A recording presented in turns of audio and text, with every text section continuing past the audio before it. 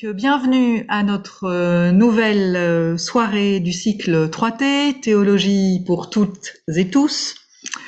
Je vois que j'ai regardé, en fait, ça fait un peu plus d'un an qu'on a commencé. Notre première soirée, c'était en février 2020. Et on avait commencé à l'époque avec la théologie de la libération. Et après, on est allé surtout dans les théologiens protestants du XXe siècle. On a vu Barth, on a vu Bultmann, Wilfred Monod, on a vu la théologie du process, on a vu Bonhoeffer, et on a vu la théologie, les théologies féministes aussi. Et puis cette année, enfin depuis la rentrée, on a élargi un petit peu notre champ de réflexion à certaines très grandes figures de l'Église avant la Réforme. On a commencé en septembre avec Saint Augustin, et puis Saint François d'Assise récemment, et maintenant Saint Thomas d'Aquin. Donc on monte un peu dans le temps, puisque si je ne me trompe pas, Saint Thomas d'Aquin est né la même année que Saint François d'Assise est mort. Et voilà. Et donc ce soir, pour nous parler de Thomas d'Aquin, nous accueillons Gilles Berseville, qui est dominicain et qui a accepté de se prêter à l'exercice de cette soirée en milieu protestant. Alors, j'ai oublié de dire que ce cycle 3T est organisé par la paroisse luthérienne de Saint-Jean à Paris, dans le 7e, et l'église protestante unie de Montparnasse-Plaisance à Paris, dans le 14e, paroisse dans laquelle je suis pasteur. Voilà. Gilles, merci beaucoup d'être avec nous ce soir. Je vous laisse vous présenter, si vous le souhaitez, un peu mieux que ce que j'ai fait. Merci beaucoup Marie-Pierre, c'est une grande joie d'être avec vous ce soir. Pour me présenter, j'aimerais dire d'abord que je suis mosellan. Je viens d'une petite ville en Moselle qui s'appelle Saint-Avold. Et je le dis parce que, comme vous le savez sans doute, en Moselle, il y a une communauté protestante. C'était une communauté luthérienne de l'église de la Confession d'Augsbourg, disait-on alors. J'ai eu dans mon enfance, mon adolescence, des amitiés avec des amis protestants, et ça a été très important pour moi, pour ma foi, dans un contexte qui était alors très ouvert, très respectueux. Et j'ai toujours beaucoup reçu des échanges avec des frères et des sœurs de la Réforme. Voilà, donc c'est la première chose que je voulais vous dire. Euh, Mosellan que je suis venu dès l'âge de 18 ans à Paris pour y faire mes études, et puis entrer 5 ans plus tard dans l'ordre des Dominicains. J'ai mis l'habit ce soir, je ne le porte pas dans la rue, mais je le porte assez souvent dans mon couvent. Comme c'est le même habit que saint Thomas d'Aquin, je me suis dit que ça vous ferait déjà une première information. Euh, et actuellement, je vis dans la communauté du couvent de l'Annonciation, rue du Faubourg Saint-Honoré, où vivent avec moi une vingtaine de frères dominicains, et je suis professeur de théologie à l'Institut catholique de Paris, où j'enseigne ce qu'on appelle la théologie spirituelle, c'est-à-dire une théologie qui réfléchit à l'existence chrétienne comme chemin d'union au Christ et aux conditions d'accompagnement des personnes sur ce chemin. Euh, voilà ce que je peux vous dire de moi, de mes activités. Et donc, ce soir, je vais commencer par vous donner des informations sur Saint Thomas, le situer dans l'histoire, vous donner quelques grandes lignes de sa pensée. Cela, je le ferai en racontant sa vie parce que il a surtout été, comme on disait, maître en théologie, professeur de théologie, c'est toute sa vie. Et donc, en voyant sa vie se dérouler, on prendra connaissance de ses grandes œuvres et du projet intellectuel qui a été le sien. Alors, Thomas est né dans le sud de l'Italie, au nord entre Rome et Naples, dans un lieu qui s'appelle Roccasecca. Alors, Marie-Pierre peut montrer la première image. C'est des images que j'ai envoyées qui ne sont pas de très bonne qualité, mais c'était pour illustrer mon propos. C'est ce que j'ai trouvé sur Google. Excusez-moi, j'ai été un peu rapide. La première image est très belle quand même. Alors, Oui. c'est Roca Seca et je suis content de vous la montrer. C'est donc les ruines du château de la famille des comtes d'Aquino. Thomas était le fils cadet de ce puissant seigneur qui était apparenté à l'empereur. Et cette image, elle évoque ce château au sommet d'une montagne, elle évoque tout le monde féodal dont héritait la famille d'Aquin. Et le petit Thomas a été destiné, selon les mœurs féodales du temps, dès l'âge de 5 ans. On l'a placé à l'abbaye du Mont-Cassin. Vous avez sans doute entendu ce nom. C'est cette abbaye bénédictine où a été fondé l'ordre bénédictin et qui a été détruite pendant la Seconde Guerre mondiale, un lieu de combat assez important. Donc c'est tout près de Naples. Et Thomas y a été reçu dès l'âge de 5 ans, donc comme oblat, c'est-à-dire qu'il, enfant, il a partagé la vie des moines et il a reçu là sa première formation intellectuelle. Il a sans doute appris là la grammaire, il a appris par cœur les psaumes, et à l'âge de 15 ans, on l'a laissé sortir du monastère pour aller terminer sa formation à Naples. C'est important qu'il soit bien formé, puisque l'intention de sa famille était d'en faire l'abbé, le supérieur du puissant monastère du Mont Cassin. Alors, je crois que la seconde image, c'est Naples, on peut la regarder. Celle-ci n'est pas de bonne qualité. Pourquoi est-ce que j'étais content de vous montrer cette image de Naples? Alors, bien sûr, c'est une image qui n'est pas vraiment médiévale, hein, qui est un peu plus tardive, mais qui évoque le monde des villes.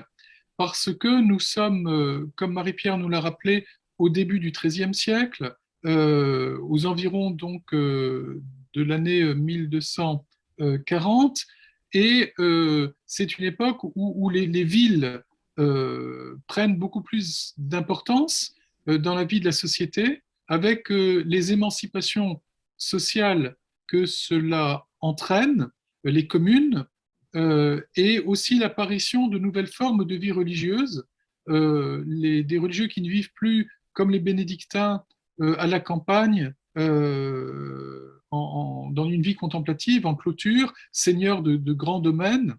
Ils ont été, vous le savez, des grands civilisateurs pendant le Moyen Âge, mais au XIIIe siècle, c'est donc l'apparition de nouvelles formes de vie religieuse, les franciscains. Marie-Pierre a rappelé donc euh, Thomas d'Aquin né à peu près au moment de la naissance de François d'Assise.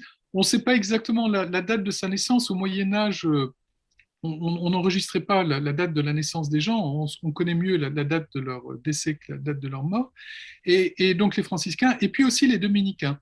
Et alors le jeune frère Thomas, bénédictin, destiné à être abbé de la puissante abbaye du Mont-Cassin, découvre une forme de vie religieuse toute nouvelle, plus en phase, je dirais, avec la société des villes, plus démocratique dans sa conception que ne l'était la vie bénédictine, et les frères faisaient vœu de pauvreté, même de pauvreté mendiante. Ils n'avaient pas de revenus tirés de propriété, mais ils mendiaient leur subsistance. Les gens leur donnaient de l'argent pour les aider dans leur office qui était le leur, celui de la prédication.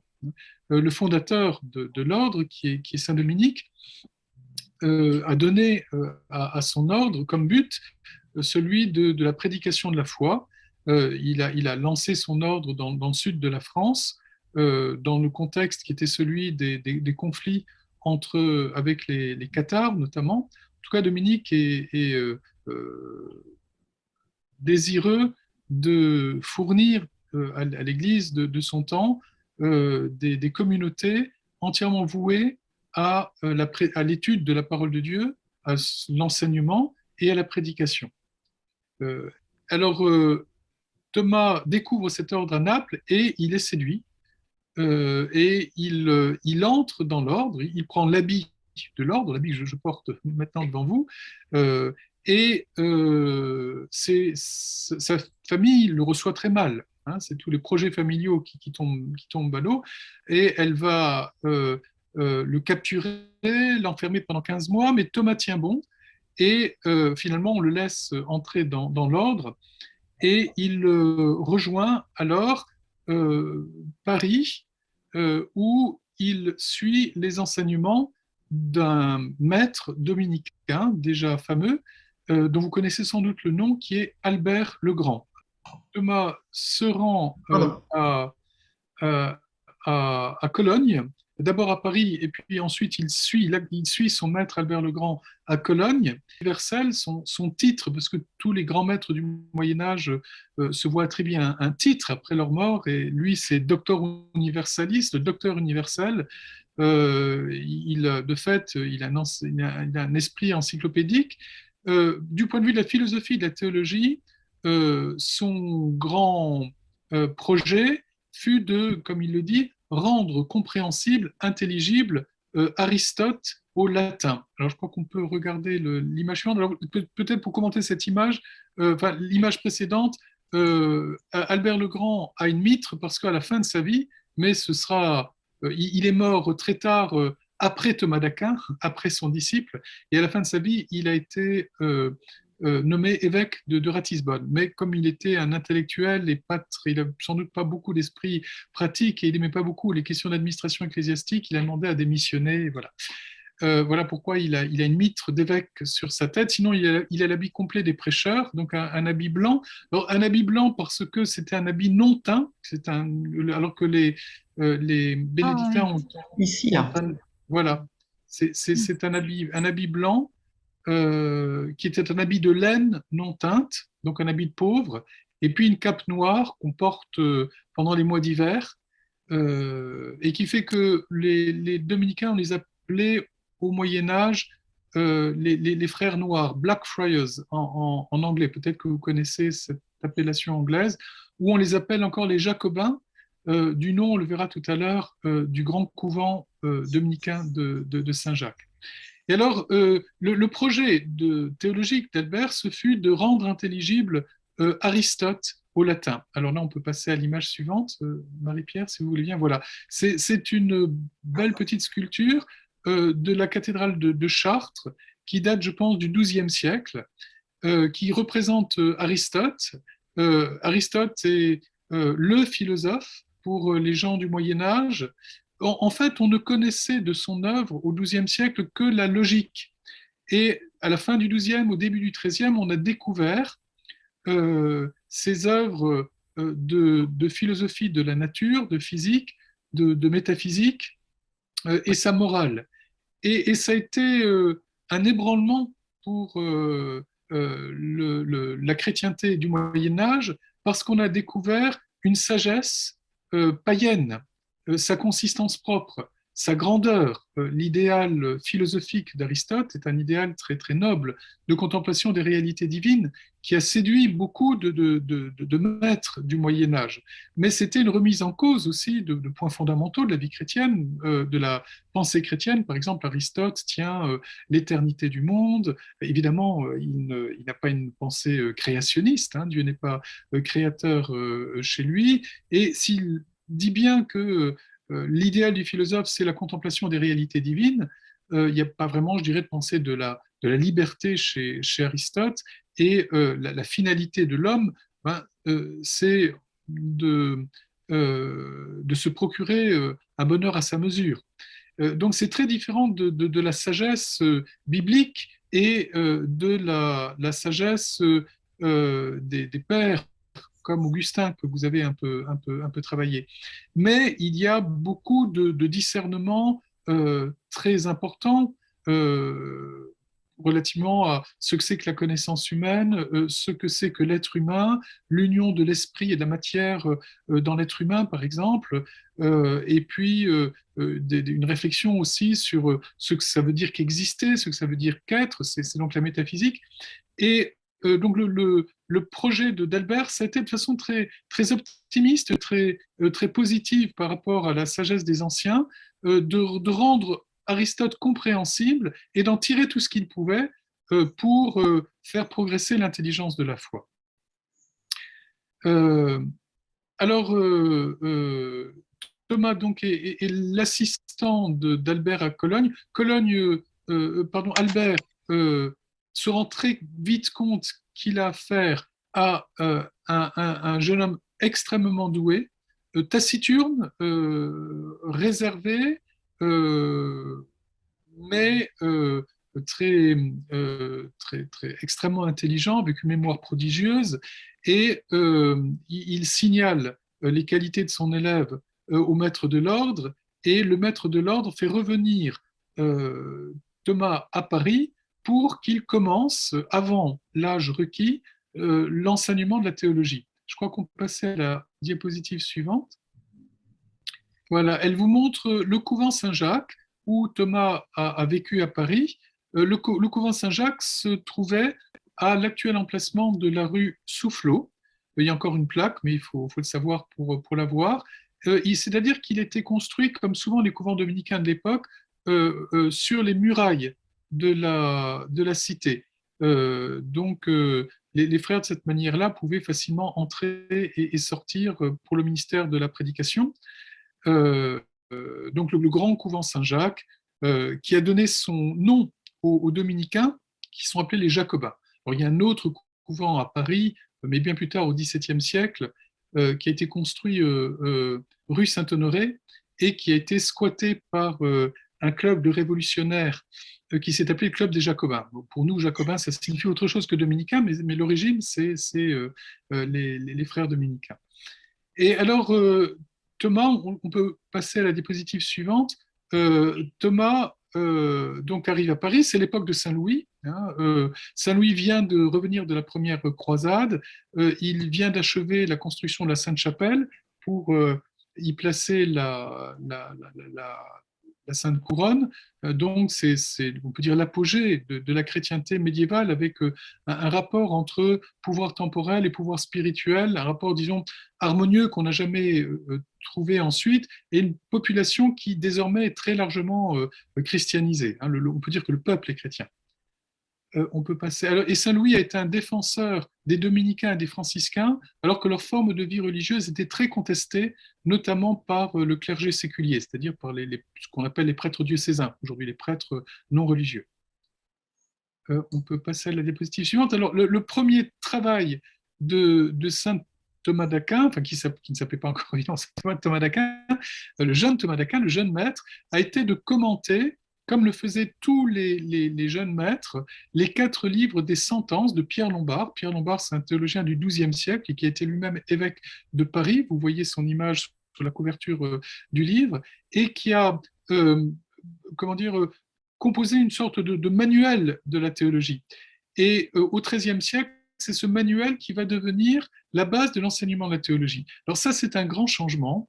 Et j'y reviendrai un peu parce que c'est important même pour comprendre ce qui s'est passé au XVIe siècle lorsque Luther a tempêté contre ce qu'il appelait la théologie des moines, c'est-à-dire la théologie d'université, la théologie scolastique. C'est que désormais, il n'y aura plus seulement la Bible comme base de l'enseignement de la théologie, mais il y aura la Bible qui le restera au moins à l'époque de saint Thomas au XIIIe siècle, et puis le livre des sentences, donc ce manuel qui organise la foi chrétienne à partir des grandes questions hein, de la Trinité, du Christ et de la morale, des sacrements et des fins dernières. C'est le titre des 4 livres des sentences.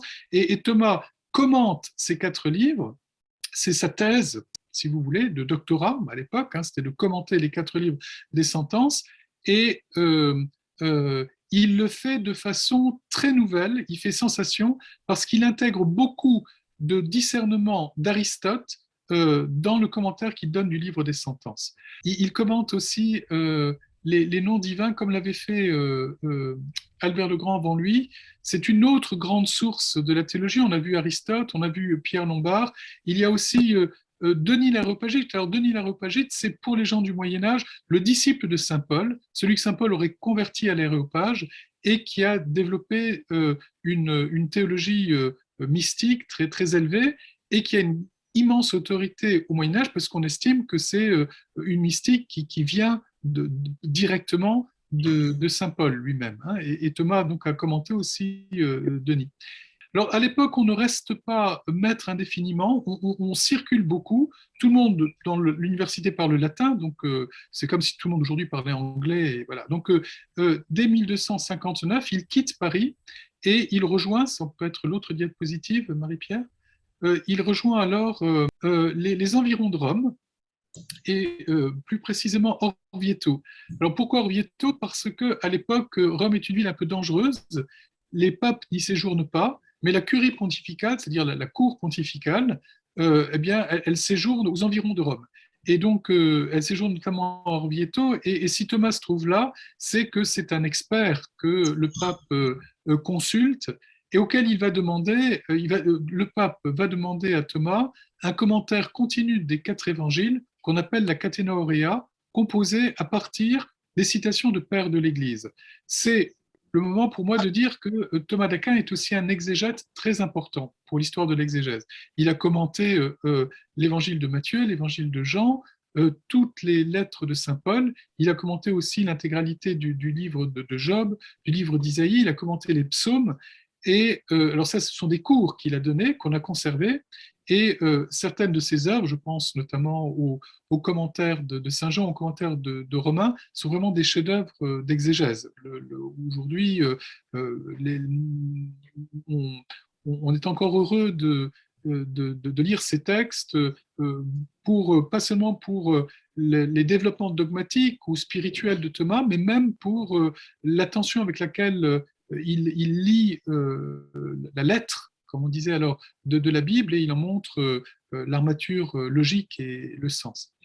Donc, à Orvieto, il compose sa deuxième grande œuvre de synthèse, après le commentaire des 4 livres des sentences, qui est la Somme contre les gentils. Thomas procède de la manière suivante. Alors là, ce sont des éditions récentes. Vous voyez que Thomas, c'est bien sûr un auteur qu'on lit beaucoup encore, et notamment la Somme contre les gentils. La Somme contre les gentils, ça veut dire les gentils, ce sont les non-chrétiens. C'est ça que ça signifie, gentiles, c'est-à-dire les nations, les païens, si vous voulez. Et Thomas a divisé sa somme en 4 livres. Les 3 premiers livres sont consacrés aux vérités de la foi chrétienne accessibles à la raison. Par exemple, pour Thomas, l'homme, avec sa seule raison, peut affirmer que Dieu existe, il peut affirmer certaines choses justes de Dieu, il peut affirmer que Dieu est provident, il peut affirmer que l'âme est immortelle, il peut affirmer que Dieu, étant bon, jugera l'homme et lui donnera, rétribuera ses actes vertueux ou punira ses actes, ses péchés. Donc ça fait partie des 3 premiers livres. Et puis le 4e livre, ce sont les vérités qui, selon Thomas, sont accessibles à la seule lumière de la foi, c'est-à-dire l'incarnation du Christ, notre rédemption par la croix, et puis ce qu'on appelle les fins dernières. Alors, selon Thomas, même la résurrection, l'homme peut, comment dire, avec sa raison, comprendre qu'il y a une grande convenance à ce que, à la fin des temps, Dieu rende à l'homme son corps. Bon. Et donc, c'est dans le 4e livre qui parle donc des fins dernières, d'abord du ciel, de la vie éternelle, et puis aussi de l'enfer et du purgatoire.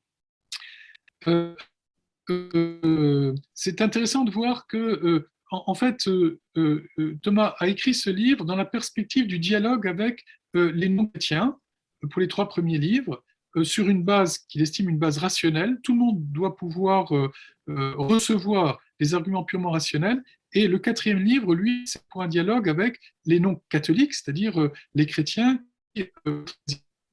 ne partageait pas la foi de l'Église romaine. Hein. Il développe des arguments à partir de l'Écriture.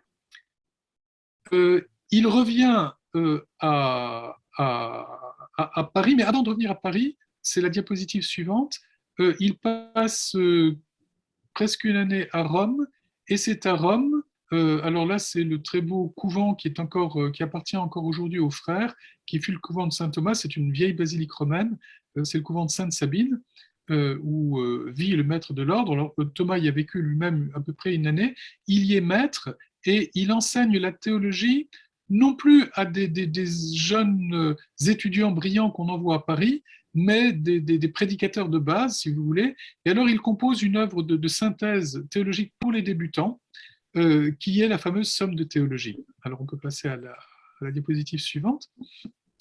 Alors, la Somme de théologie, Thomas veut en fait exposer de façon la plus ordonnée possible les grandes questions qui se posent aux croyants concernant le Dieu un et trine, la création, c'est la première partie de la Somme de théologie, et puis ensuite l'acheminement de l'homme en Dieu, ce qu'il appelle la partie morale, c'est la deuxième partie de la Somme de théologie, et puis ensuite le chemin qui concrètement se présente à l'homme pour le conduire à la vie éternelle, c'est-à-dire le Christ, les sacrements du Christ et les fins dernières, c'est la troisième partie de la Somme de théologie. Un ouvrage que Thomas n'achèvera pas. Hein, il le compose, il le commence à Rome, il se rend à Paris, il le poursuit à Paris, et il va mourir après être revenu à Rome et avant d'avoir achevé ce maître ouvrage. Euh, alors, la dernière partie de sa vie, il bataille beaucoup contre des théories qui se propagent à partir des théories aristotéliciennes et qui remettent en cause des éléments fondamentaux de la vie chrétienne, d'autant plus que Aristote, on ne le connaissait pas, ce n'était pas le pur Aristote qu'on connaissait, mais on connaissait un Aristote qui, accompagné de commentateurs arabes, et notamment un commentateur de la fin du XIIe siècle qui s'appelait Averroès, et qui développe des théories qui sont incompatibles avec la foi chrétienne, comme ce qu'il appelle l'unité de l'intellect agent. Hein. Il n'y aurait qu'un seul intellect immortel qui commanderait la vie intellectuelle de tous les êtres humains. C'est une perspective assez rationaliste et assez peu compatible avec les données de la foi chrétienne. Et donc, il y a les philosophes qui enseignent les thèses d'Aristote, enseignent les thèses d'Averroès. Alors, à l'époque, on ne plaisante pas avec ce qu'on estime être l'hérésie, hein, donc il faut le faire de façon prudente. Ces jeunes maîtres, on ne sait pas très bien quelles étaient leurs convictions de fond. Est-ce qu'ils ne faisaient qu'exposer les théories d'Aristote sans les adopter, ou est-ce qu'ils allaient un peu plus loin? Il semble quand même que dans le texte qu'on leur attribue, hein, et qui ont entraîné leur condamnation, ils aient finalement tenu pour certains d'entre eux un certain rationalisme, la supériorité de la philosophie sur la théologie, et nier les miracles, tout ce qui pouvait y avoir de surnaturel dans la foi. Thomas donc revient après ce second enseignement de Paris dans sa région naissante, c'est-à-dire à Naples. Et alors c'est la dernière diapositive que j'ai voulu vous montrer. Alors c'est le crucifix dit de saint Thomas. Ce serait la croix selon les récits hagiographiques. On dit que saint Thomas demande au Seigneur, prie, et puis il s'entend dire de Jésus, tu as bien écrit de moi, qu'est-ce que tu veux que je te donne? Et Thomas répond, rien sinon toi, Seigneur. Ce que les hagiographes ont gardé comme souvenir des derniers moments de la vie de saint Thomas, c'est une vie de prière très intense, sans doute une grande fatigue. Alors on ne sait pas si donc il a fait un burn-out, dirait-on aujourd'hui, en tout cas, il a des moments de distraction de plus en plus longs et il renonce à écrire. Son secrétaire le presse de terminer la somme de théologie et il ne veut plus écrire. Il s'absorbe de plus en plus dans la prière et c'est là qu'il aurait dit à son secrétaire, Réginald de Piperno, mais tu sais, tout ce que j'ai écrit, ça n'est que de la paille par rapport à ce que je découvre dans la prière. Et en 1274, le pape de l'époque lui demande de venir à Lyon, où va se tenir un concile œcuménique important, où on va aborder la question de l'unité des chrétiens, et à l'époque c'est surtout l'unité des latins et l'unité des grecs. Thomas se met en route, mais il meurt en voyage et il meurt dans une abbaye cistercienne, l'abbaye de Fossa Nova. Quelques années plus tard, c'est la diapositive suivante, c'est intéressant à noter, ce sont les philosophes, les maîtres S.A.R. de Toulouse qui vont demander les reliques de saint Thomas. Vous savez qu'au Moyen-Âge, le culte des reliques était quelque chose de très, très important. Et après la canonisation de saint Thomas par un pape qui résidait alors à Avignon, Jean XXII, euh, euh, on, on dépose les reliques à l'église des Dominicains de Toulouse. Alors, l'église que vous voyez, elle est très caractéristique de l'architecture dominicaine. C'était des églises à une seule nef pour faciliter la prédication. Et c'est là que reposent encore aujourd'hui les restes, les reliques de saint Thomas d'Aquin.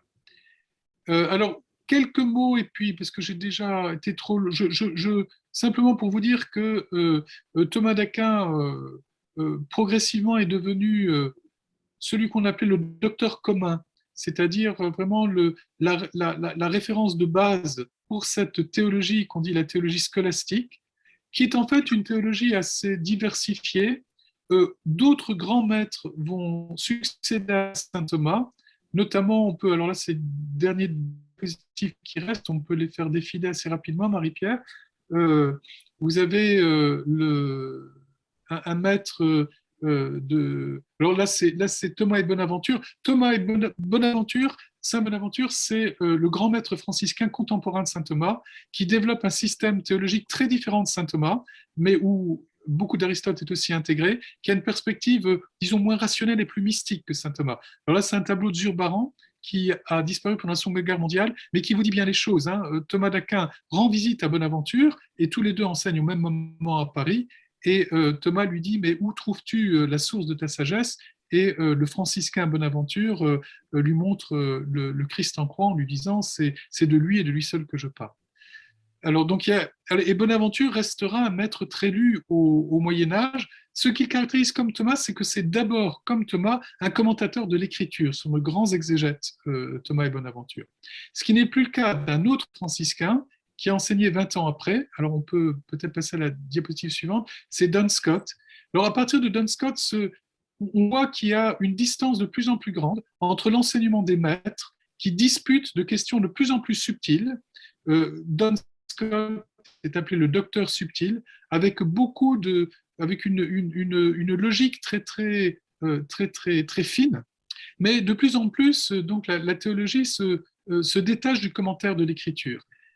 Cependant, avec Scott, elle a encore une grande unité, c'est encore des synthèses théologiques, ce qui va disparaître ensuite dans un autre courant fondé par le théologien suivant, un autre franciscain, on peut passer à la diapositive suivante, qui est Guillaume d'Occam, qui fonde ce qu'on appelle le nominalisme.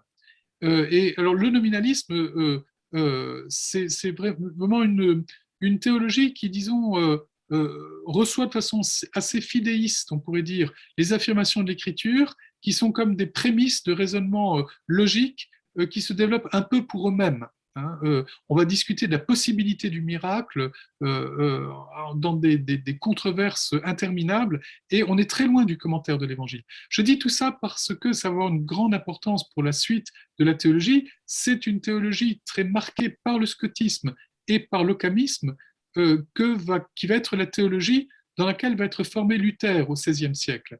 Et Luther va dire, mais il n'est plus question de ce dont parle la Bible en théologie. Hein.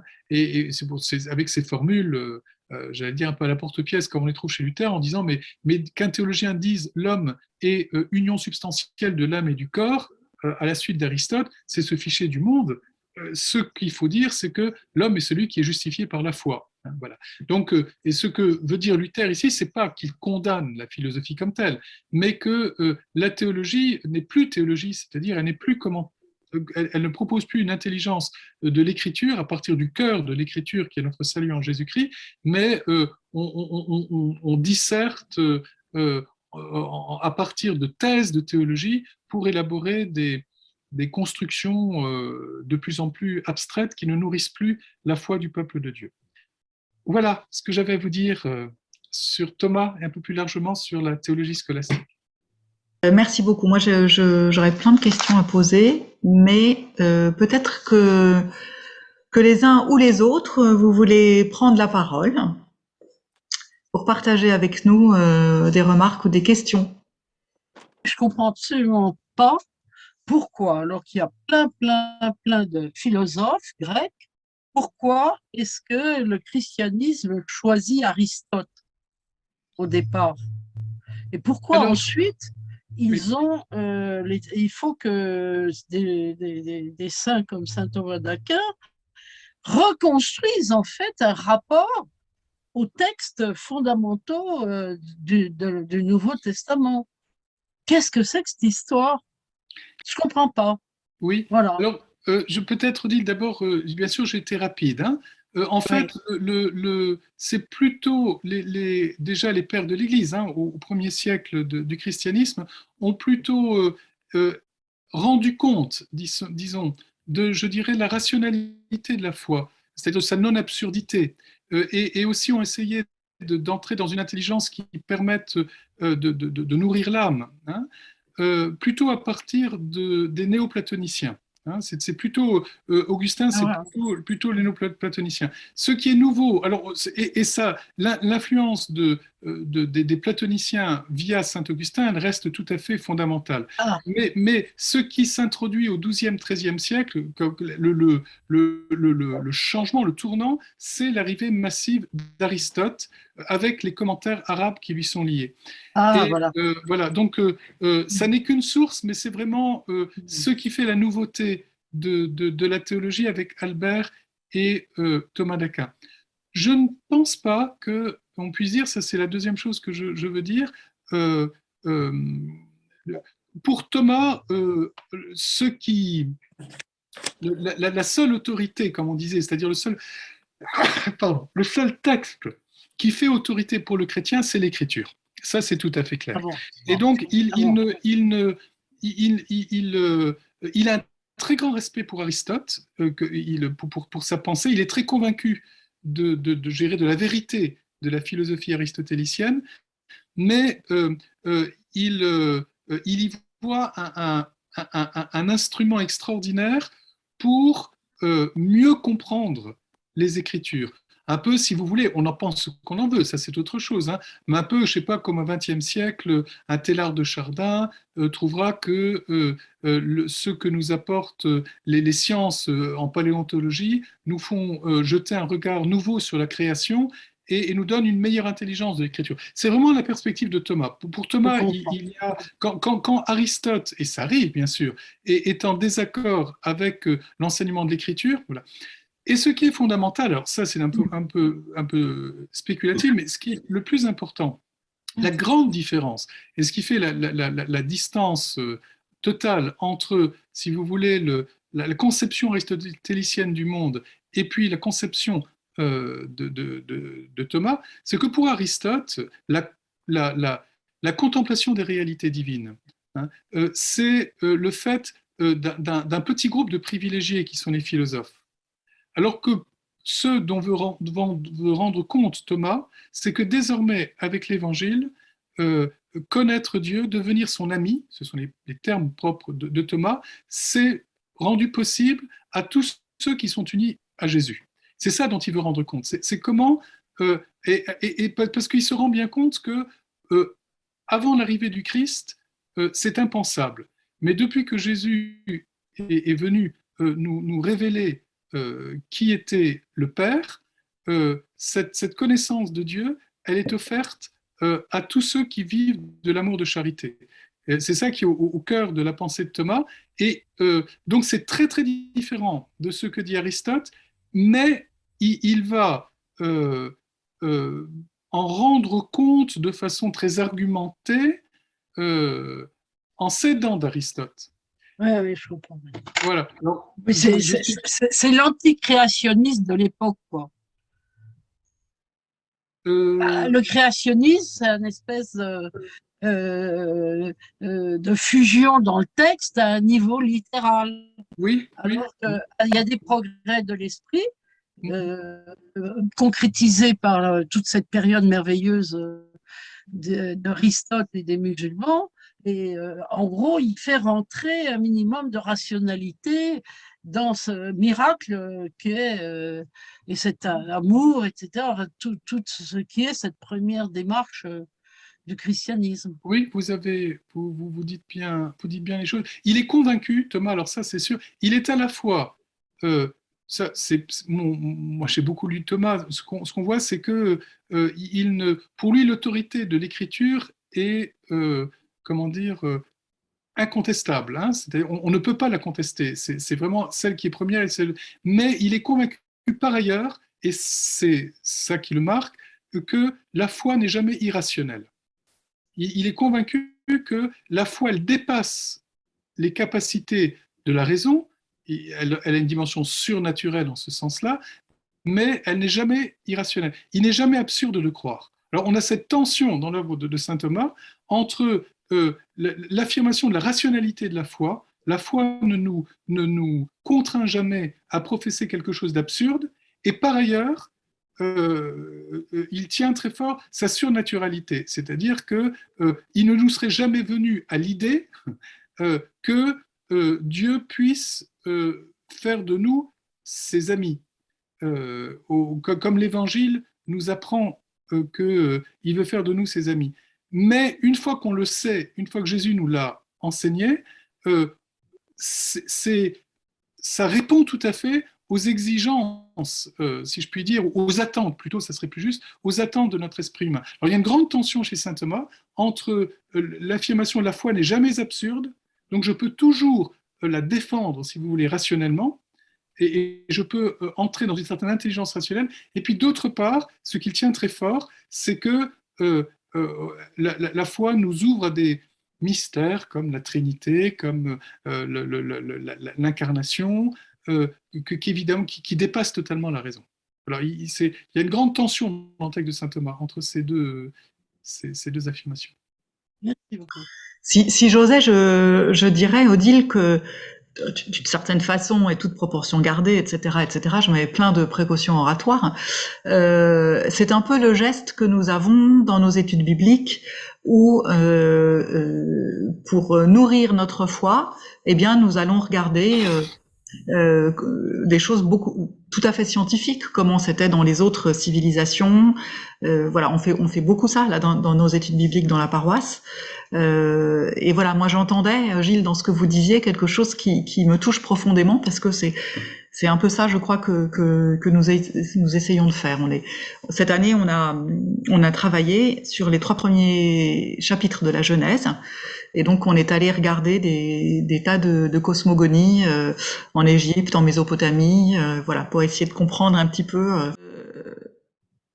Don Scott, c'est quelle époque? C'est très tôt après Saint Thomas. Oui, c'est la génération qui suit, la génération suivante.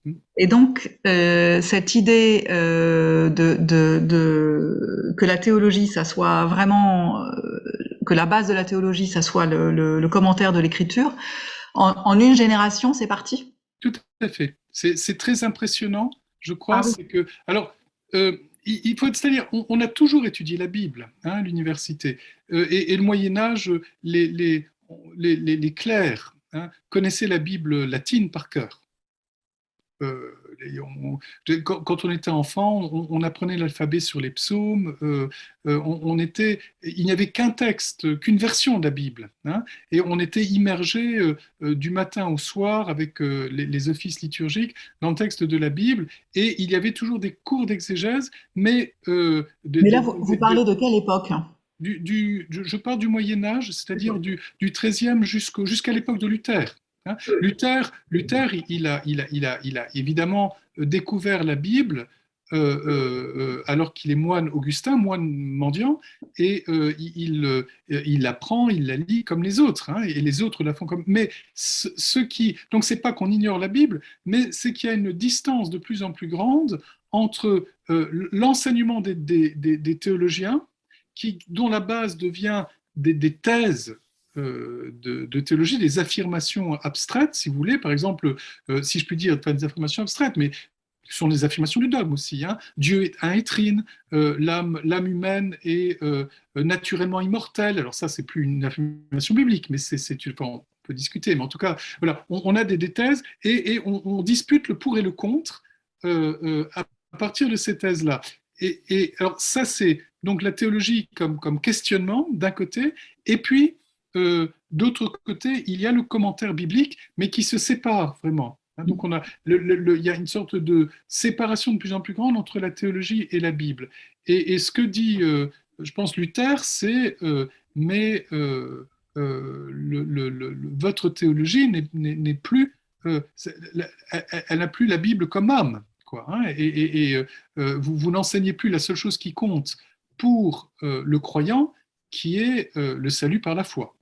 Hein, donc c'est comme ça que je comprends la position la position de Luther. Et de fait, les controverses théologiques étaient des controverses qui pouvaient être très, très, très virulentes, hein, et qui Alors, portaient. Voilà. ceci dit, quoi qu'on en dise, il y a aussi beaucoup de dogmes et de dogmatisme dans le protestantisme. Ah bon? Bah oui, sauf on l'appelle pas comme ça. Mais alors, il y en a certainement moins que dans le catholicisme, mais il y en a quand même. Hein. Quand on affirme envers et contre tout le salut par la grâce, je vois pas ce que c'est d'autre qu'un dogme. Moi, je pense que le protestantisme, dans ses origines, et même ensuite, a beaucoup reçu de ce milieu des universités médiévales, qui est très divers. C'est-à-dire Luther, c'est, enfin, euh, il, c'est une manière d'être théologien au Moyen Âge. Alors, il va être en rupture quand même, mais moi, je pense que de fait, la théologie, avec Mélenchon en plus, enfin, après Luther, de façon plus nette encore. Et quand on connaît la théologie du Moyen Âge, on voit quand même que c'est une théologie la théologie des réformateurs est à la fois en rupture, mais en même temps elle est en continuité. Souvent les cadres de pensée sont quand même un peu les mêmes, etc. Oui, donc il y a beaucoup de ressemblants. Et de fait, d'une certaine manière, quand Luther dit qu'il faut tout centrer sur l'affirmation que le juste vivra par la foi, euh, sa démarche du point de vue de la méthode c'est un peu c'est c'est un peu tout centré sur une thèse. Alors, il choisit sa thèse, hein, qui est le salut de l'homme par la foi, mais la démarche, la façon de penser est très médiévale quand même pour le coup. Et alors, à la fois, il renverse le système, mais c'est à partir de la manière de faire des théologiens. Il dit, ben, moi, ma thèse, et ma seule thèse, ça sera le juste est sauvé par la foi. Voilà, c'est ça le centre. Et je vais penser, comprendre l'écriture à partir de là. Et voilà. Et c'est très fort, c'est très puissant, mais cette démarche-là, intellectuellement, euh, elle doit beaucoup à la façon de faire des théologiens du Moyen Âge. Et à l'heure actuelle, dans notre catholicisme, je ne sais pas pourquoi je dis notre, mais voilà, dans notre catholicisme du XXIe siècle, euh, qu'est-ce qui reste comme point fort de la pensée de Thomas? Alors, dans la théologie officielle du catholicisme, on peut dire ça, c'est-à-dire la théologie de ce que les catholiques appellent le magistère, hein, c'est-à-dire la théologie que vous trouvez dans des textes comme le texte du Concile Vatican II, que vous trouvez dans le catéchisme de l'Église catholique, etc. Donc cette présentation de la foi catholique se réfère très souvent à Thomas d'Aquin. Pourquoi? Parce que Thomas, et c'est son génie, c'est une partie de son génie, a une puissance de mise en ordre extraordinaire. Et alors, par exemple, vous avez un enseignement très riche, foisonnant, élaboré dans les monastères tout au long du Moyen Âge sur la vie spirituelle. Et ça va dans tous les sens, hein. Vous avez des tas de manières de penser ce que sont les vertus théologales, mais aussi ce qu'est la foi, le courage, la prudence. Il y a tout un enseignement très foisonnant. Et Thomas, en s'aidant beaucoup d'Aristote, arrive à des définitions extrêmement claires et un agencement de la pensée très cohérent.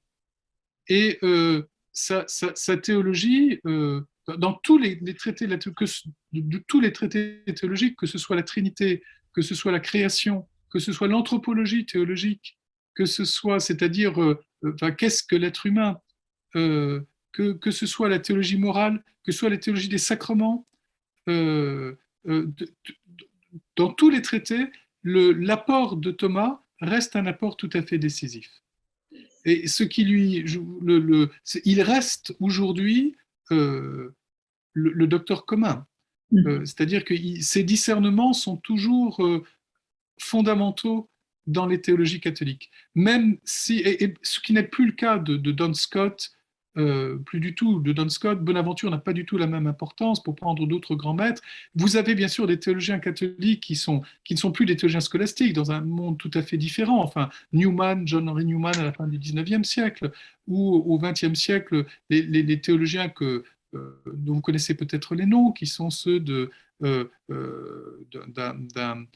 Henri de Lubac ou de Balthazar ou de Karl Rahner. Ce sont des... Alors, Karl Rahner est quand même très influencé encore par Thomas d'Aquin, hein. Ce sont des façons de voir les choses très différentes, mais il y a quand même une sorte de socle qui est très largement construit à partir des discernements de Thomas d'Aquin. Il n'y a qu'un seul auteur comparable pour l'importance qu'il a en théologie, c'est Saint Augustin. Saint Augustin aussi pour la théologie latine, évidemment, hein. Je ne parle pas de la théologie grecque, c'est encore différent. Mais Saint Augustin, c'est le docteur commun du Moyen-Âge, et Thomas d'Aquin, c'est le docteur commun de l'époque moderne et contemporaine pour le catholicisme. Thomas étant lui-même très augustinien. C'est une des grandes, je ne l'ai pas beaucoup dit, mais Augustin a autant d'importance qu'Aristote dans la pensée de saint Thomas. Oui, je mesure combien, en fait, sa façon de penser reste et influence. Je me dis que s'il avait été scientifique, il aurait été un très grand scientifique. Oui, c'était le cas de son maître Albert, scientifique comme on pouvait l'être au Moyen-Âge, avec la documentation. Thomas ne s'intéressait pas beaucoup à ce qui n'était pas la théologie. Par exemple, ce qui est impressionnant pour nous, c'est que autant c'est un lecteur très attentif des textes, très soucieux de se procurer de bonnes traductions, il n'a absolument pas le souci de connaître l'hébreu, de connaître le grec. Alors, à l'époque, hein. Oui, mais on avait quand même, il y avait des juifs partout, hein, à l'époque, donc ça aurait été possible. Et les Grecs, les croisés étaient à Constantinople, hein, à l'époque de Thomas. Ça n'aurait pas été impossible. Mais c'est que ça ne le monde était sans doute beaucoup plus cloisonné à cette époque qu'à la nôtre, mais ça ne. Là, il est très différent des humanistes du XVIe siècle, donc de l'époque même de Luther, avec le retour aux sources que permet la connaissance des langues anciennes, par exemple. Alors que ce soit pour les langues ou que ce soit pour les sciences de la matière, il est très peu curieux. Très peu curieux. La seule chose qui semble l'intéresser, c'est de comprendre l'écriture. Et voilà, en s'aidant de la. Et puis la philosophie d'Aristote. Mais il est très peu curieux, sinon. Il est très, très centré sur son travail de théologien. Je voulais rebondir justement sur cette présentation de Thomas d'Aquin, pardon, qui est faite comme quelqu'un qui n'est pas curieux. Pourtant, moi, l'une des choses, en tout cas, qui m'a marqué, que je retiens de la présentation qui en a été faite, c'est qu'il a beaucoup essayé de s'adresser aux autres. Parce que, sauf erreur de ma part, il y a eu donc ce livre adressé aux gentils, selon le terme qui était employé à l'époque, et puis cette volonté dans la somme de théologie de s'adresser finalement à des prêtres diocésains qui, si je comprends bien, ne sont pas ne sont pas des gens qui vont partager au même niveau que lui. Donc, est-ce que est-ce que c'est correct de dire que s'il n'était pas curieux, il avait tout de même une volonté de partager ses idées, de les voir se diffuser, de mettre les moyens qu'il fallait pour les diffuser? Vous avez tout à fait raison, hein. La curiosité, vraiment pour lui, un défaut. Mais il a le grand souci d'être utile aux autres par son enseignement. C'est un maître mot d'ailleurs de la spiritualité des dominicains du XIIIe siècle, être utile à son prochain par son étude. Et être utile, ça veut dire, ça n'est pas diffuser sa pensée, parce que les maîtres du Moyen-Âge avaient le sentiment, dans leur théologie, de construire, d'élaborer une œuvre commune. Par exemple, dans les débats théologiques, on n'appelle jamais un maître contemporain par son nom. On dit certains disent que. C'est vraiment une œuvre commune, la théologie. Mais c'est une œuvre commune qui doit être mise au service du peuple de Dieu. Ce qui est très grand, ce qui est très beau, ce qui est aussi, je ne le cacherai pas, en dominicain que je suis, à la même époque, le renforcement de procédures de vigilance et de contrôle de la foi. C'est l'époque du développement de l'Inquisition, et donc il s'agit aussi de mettre en place des instruments qui permettent de défendre l'orthodoxie contre tout ce qu'on estime être l'hérésie. Ça, c'est aussi un des éléments. Mais pour quelqu'un comme Thomas, et pour les gens de son époque, c'est toujours être utile au peuple de Dieu. Alors, cette volonté d'être utile au peuple de Dieu et de défendre la foi et de convaincre ceux qui ne la partagent pas, c'est tout à fait moteur chez saint Thomas. C'est pas un théologien qui s'épanche sur sa vie mystique. C'est pas ça son but. Son but, c'est d'éclairer la foi du peuple de Dieu avec ses collègues théologiens. Il ne se prend pas pour le génie que tout le monde doit lire à l'exclusion des autres. Il est un maître parmi d'autres. C'est la communauté des maîtres auxquels on demande de déterminer les choses qui concernent la foi ou les mœurs, ou la conduite chrétienne. Et aujourd'hui, quand les catholiques parlent du magistère, le mot vient de là. Sauf qu'au Moyen-Âge, le magistère, c'est pas seulement, je dirais, le pape et les évêques. Alors le pape et les évêques sont reconnus comme les autorités suprêmes. Mais le magistère au Moyen-Âge, c'est aussi, et c'est très important, le magistère des maîtres de l'université. Un magistère qu'ils exercent en commun. D'où ce qu'on appelle le conciliarisme, on va demander au Moyen-Âge, mais qui est-ce qui est le plus important? Est-ce que ce sont les théologiens? Est-ce que c'est le collège des évêques? Et quelle est la place du pape dans tout ça? Alors, il y a beaucoup de controverses au Moyen-Âge. Enfin, excusez-moi, je déborde un peu votre question, mais pour reprendre, donc, il a ce souci d'être utile au peuple de Dieu, et ce souci d'utilité, il le partage avec la communauté des maîtres théologiens à laquelle il appartient. Maxime, est-ce que tu voudrais rajouter quelque chose? Non, c'était très clair et merci beaucoup pour la réponse. Très bien. Alors, Dora, il me semble que vous avez levé la main, mais je ne sais pas si c'est exprès. J'ai levé la main parce que, disons, ma question, c'est-à-dire, il est un peu dans l'ordre de l'ignorance. J'aimerais savoir quelle était la première œuvre que je n'ai pas très bien pu noter de saint Thomas. Ça s'appelait bien les 4 livres des sentences. Alors, les 4 livres des sentences, c'est une œuvre du XIIe siècle, rédigée par un théologien qui s'appelait Pierre Lombard. Lombard, ça veut dire... Pierre Lombard, oui. Voilà. Et la première œuvre de saint Thomas, c'est un commentaire de ces 4 livres, le commentaire des sentences. sentences. Ok. Ah, voilà.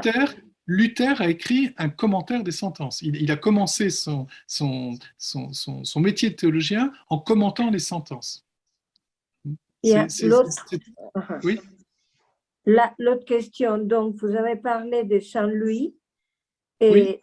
c'est Saint-Louis numéro quoi? Parce que ça m'intéresse. Oui, c'est Louis IX. Ah, c'est Louis IX. Oui. Ah, Louis IX. Ok, très bien. Moi, ce qui m'intéresse le maximum, c'est-à-dire, moi, comme catholique, et très liée aux dominicains, par ailleurs. Merci. Ça tombe bien pour moi. Mais ça veut dire que pour moi, toujours, il y avait une connotation négative de Thomas par rapport à Saint-Augustin. C'est-à-dire, tout le monde parlait de Saint-Augustin comme une grosse maison où, disons, au Portugal, on dit que c'est on construit avec des briques, que Saint-Augustin, c'est une grande brique. Et j'avais l'impression que Saint-Thomas était beaucoup plus bas. Alors maintenant, vous dites que c'est un dominicain et ensuite vous parlez de Luther. Et moi, ce qui m'intéresse, c'est cette relation avec Luther. Parce que, étant donné que j'ai épousé un protestant et que par là, je suis revenue vraiment à me rapprocher du protestantisme, c'est quelque chose qui m'intéresse beaucoup. C'est-à-dire, mais je sais que cette question est trop vaste, on va la laisser pour un autre jour. Ok, merci. Ce qu'on peut simplement peut-être ajouter comme information, c'est que après la mort de saint Thomas, beaucoup de théologiens vont s'opposer à son œuvre parce qu'ils la trouvent trop aristotélicienne et eux vont opposer Augustin et saint Thomas d'Aquin. Et donc on va avoir une théologie dite augustinienne qui va s'opposer à la théologie thomiste. Et peut-être que ce que vous avez entendu, c'est justement cette opposition entre saint Augustin et saint Thomas, mais qui est postérieure à saint Thomas. Okay. Alors ensuite, Luther appartenait. Il était augustinien, c'était un moine augustinien. Voilà, dans sa jeunesse, c'est un moine augustinien. Et qui, bien sûr, il est très marqué par la théologie de la grâce de saint Augustin. Ok. Voilà. Bien, merci. Je me retire. Merci. Et Dora, vous dites que vous avez épousé un protestant, mais si je me trompe pas, vous avez épousé un luthérien, n'est-ce pas? Oui, voilà. Pas un réformé. Mais par contre, attendez, j'ai remis mon son. Mais j'ai épousé donc un protestant qui adore les réformés, adore Calvin. Je ne sais pas s'il est avec vous, là, Johannes, mais vous pouvez il est là-haut. Vous pouvez lui dire qu'on lui rend bien. Nous aussi, on l'aime beaucoup. Et moi, j'aimerais vous dire que lorsque je vous ai découverte, c'est pour moi une découverte dans tous les sens. Et c'était par hasard, voilà, les hasards des dieux. Ok, je me retire. J'ai pas tellement bien compris ce que c'était que le nominaliste et le nom de la personne qui avait créé ce courant de pensée. Quand vous avez parlé de Scott, et puis tout de suite après, alors moi j'ai noté rapidement nominaliste, j'ai pas compris le nom de la personne et j'ai noté très loin des commentaires de la théologie. Mais nominaliste, qu'est-ce que ça veut dire exactement? Si vous pouvez redonner déjà le nom de la personne. Oui, alors le théologien dont j'ai parlé, c'est Guillaume d'Occam. Et donc, c'est vraiment on l'appelait le Venerabilis Inceptor, c'est-à-dire celui qui a initié une façon nouvelle de faire de la théologie. Et c'est une manière très abstraite et très logique. Il travaille sur les énoncés de la foi, sur les affirmations de la foi, et il réfléchit à au degré de certitude qu'on peut avoir relativement à ces énoncés, est-ce qu'on peut les démontrer rationnellement, etc. Et le nominalisme, donc, alors, c'est un mot dont on se sert aussi pour désigner des courants plus anciens que Guillaume de Cam, mais ensuite on parle surtout de nominaliste pour désigner la manière de faire de la théologie après lui. Et dans cette manière de faire de la théologie, on insiste plus sur les mots, si vous voulez, que sur les réalités, que sur les choses. On peut dire de façon bien sûr très simplifiée cela. Hein. On les appelle les nominalistes parce que ils raisonnent sur les énoncés, sur les textes, sur les thèses, et ils ont perdu ce qui faisait le réalisme de Thomas d'abord et même encore un peu de Scott. Voilà, c'est très rapide, excusez-moi. Hein. C'est-à-dire, vous avez, si j'ai bien noté, dit que Luther a été très influencé par Scott et aussi par Occam. C'était bien ça? Il n'a pas été très influencé par Scott, mais il a été, je l'ai peut-être dit trop rapidement les choses, mais il a été, sa théologie la théologie dans laquelle il a été formé est une théologie, je dirais, nominaliste. Il a vraiment été formé dans un contexte théologique très marqué par les changements introduits par Guillaume de Cam. Ok. Ok, merci. Alors moi, ce que je retiens entre autres de cette soirée, c'est que l'année prochaine, on va prévoir une soirée sur Luther. Luther, on en fera une sur Calvin. Voilà. C'est bien. Le cycle 3T a encore de longues années devant lui. À ce moment-là, il faut faire Zwingli aussi, alors. Alors, on fera Zwingli. Voilà. Voilà, on peut en faire plein. Hein. On peut faire Mélenchon dont on a parlé. Mélenchon, voilà. Tout à fait. Alors, Gilles, il me reste à vous remercier beaucoup, beaucoup de nous avoir partagé un petit peu de Thomas d'Aquin. Moi, voilà, j'ai trouvé vraiment ça très intéressant. Et en particulier, ce que disait Maxime, c'est-à-dire sa capacité à s'appuyer sur ses prédécesseurs, pas forcément purement théologiens, pour construire sa théologie. Merci beaucoup, Gilles. Merci Marie-Pierre, merci à toutes, c'était un grand plaisir. Nos prochains rendez-vous. Donc, nous avons rendez-vous le 13 mai pour discuter de jésuites. Le 13 mai, nous parlerons des jésuites. Ah oui. Le 13 mai. Voilà, et de Saint-Ignace. Et c'est Michel Fédou qui viendra nous en parler. Nous avons aussi rendez-vous le 17 juin pour parler de Pierre Bell. Bell, ça s'écrit B-A-Y-L-E. Alors, Jean-Marc, chez toi, on dit Bail. Pierre Bail, avec l'accent du Sud, qui lui est qui est un protestant, il n'était pas théologien, du XVIIe. Donc là, on repart du côté protestant. Et pour le faire court, pour résumer, on peut dire qu'il a inventé, ou en tout cas qu'il est à l'origine du concept de tolérance.